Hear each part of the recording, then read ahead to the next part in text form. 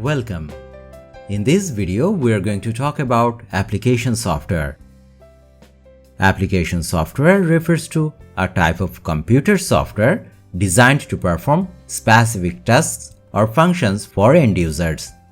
Unlike system software, which manages and operates the computer hardware, application software is developed to address particular needs or requirements of users.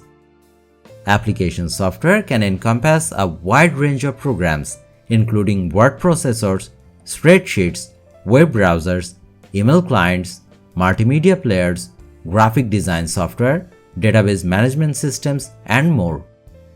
These programs are created to assist users in completing tasks such as writing documents, creating presentations, managing finances, browsing the internet, sending and receiving emails, editing photos or videos, and organizing data. Application software can be either off-the-shelf or custom developed for specific purposes.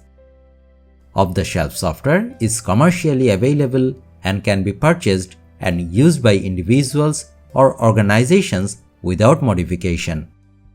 Custom developed software, on the other hand, is designed and built according to the specific requirements of a particular user or organization.